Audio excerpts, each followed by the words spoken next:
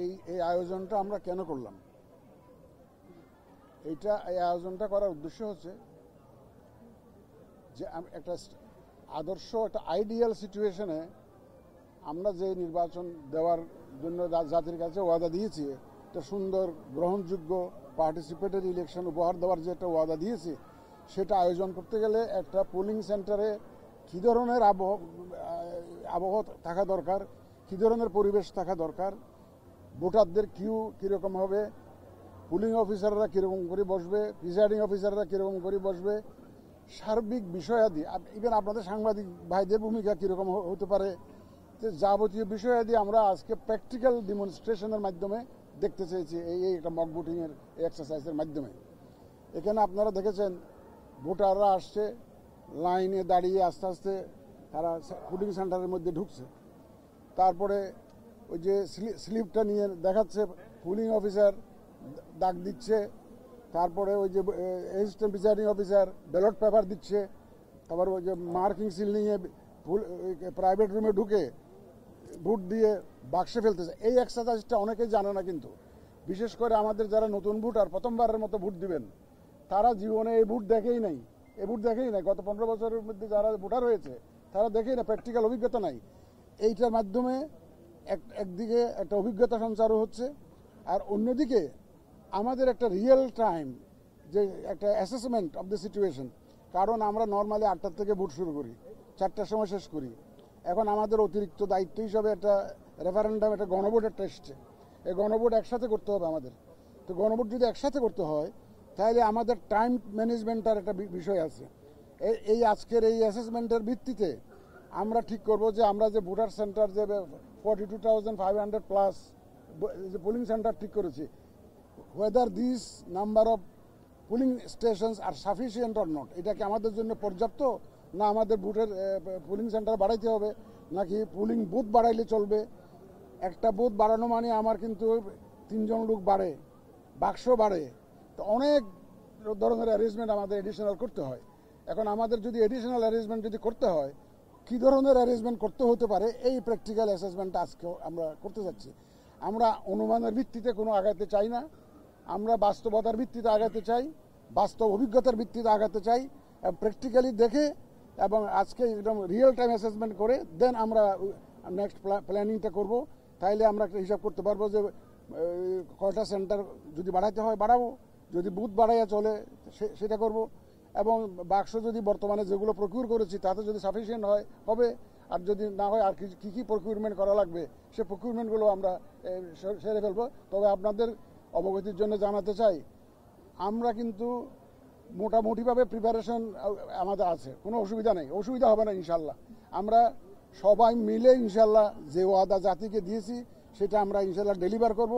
এবং আপনাদের আমি তো বারবার করে বলে যাচ্ছি, এই যে আপনারা দেখে গেলেন, আমরা এইভাবে উন্মুক্তভাবে করতে চাই। আজকে মক ভোটিংটা যেরকম হলো, আমরা সেইভাবে একটা ইলেকশন উপহার দিতে চাই। আমরা কেন, ওই সাংবাদিক ভাইরা অনেকে বলেন যে আমাদেরকে ভিতরে থাকতে দিতে হবে।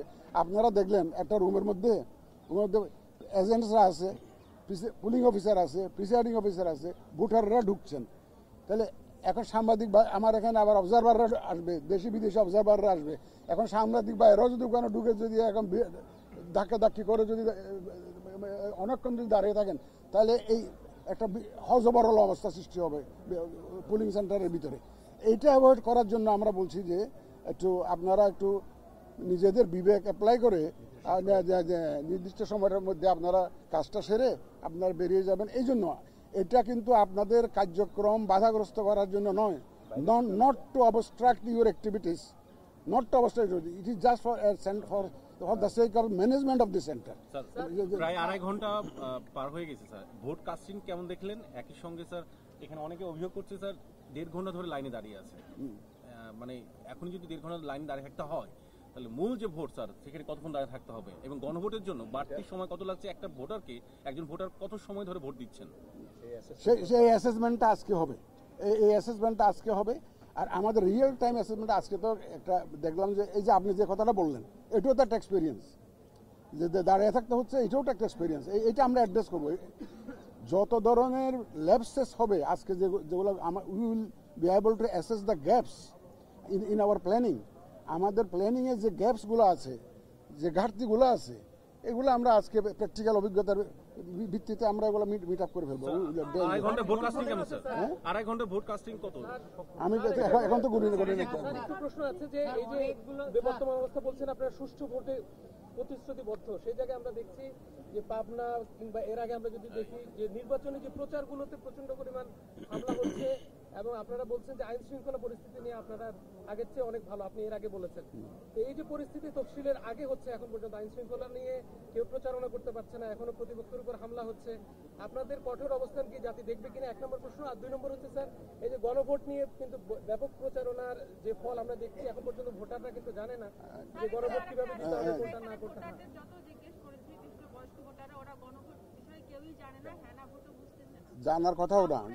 জানার কথাও না। আমরা এই যে গণভোট নিয়ে প্রচারণা এখনো ওইভাবে শুরু করি নাই তো।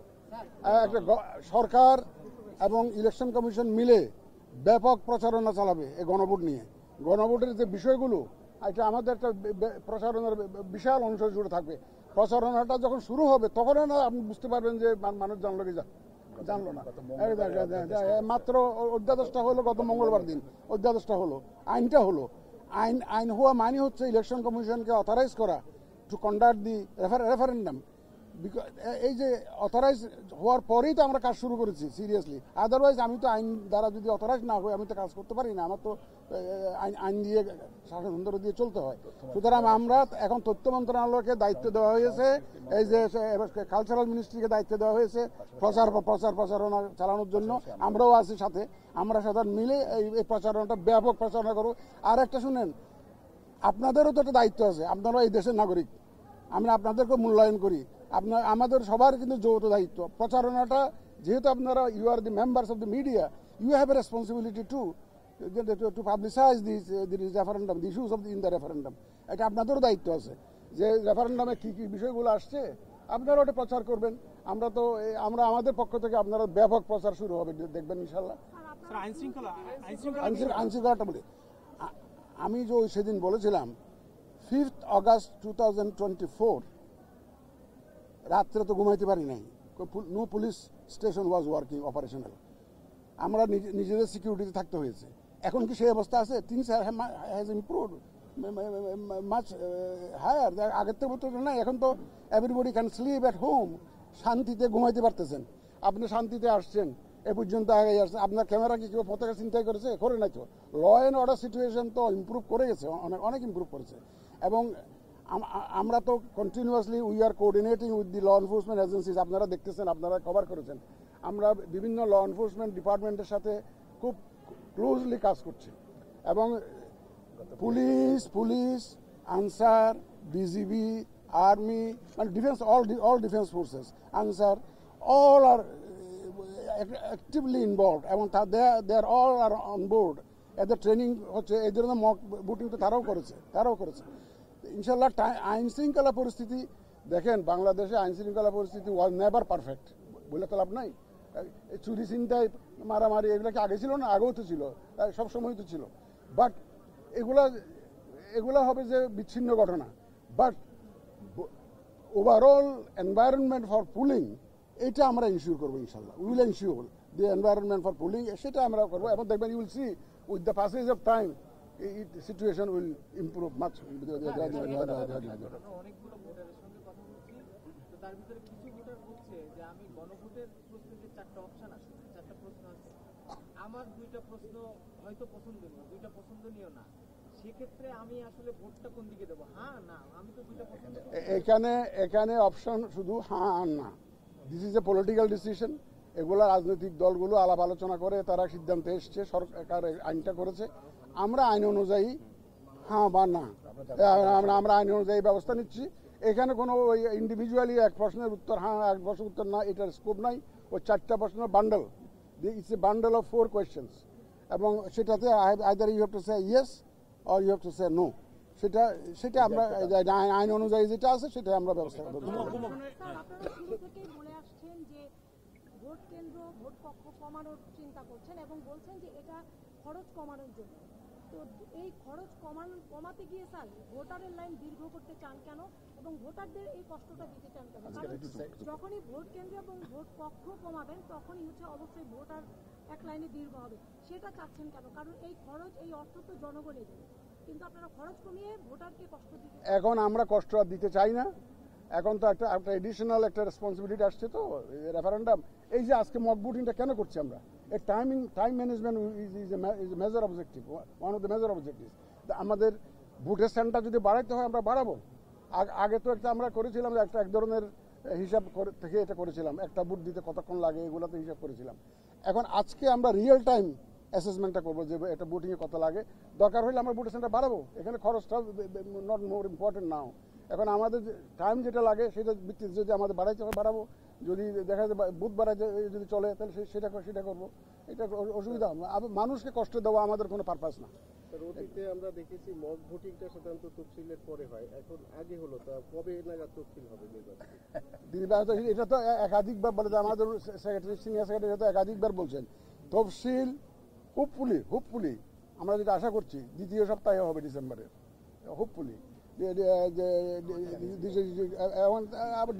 ডেটগুলো আপনারা তখন জানতে পারবেন, তফসিল হলে জানতে পারবেন, এবং hopefully it will be in the second week of December.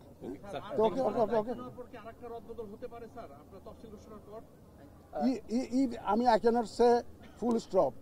If necessary, we will do it. If necessary, but we will not make changes for the sake of changes. If it is needed, we will definitely do it. Thank you, sir. Thank you, sir. Yeah. How did you find today's mock voting? So I'm delighted to be here with the Honourable Chairman.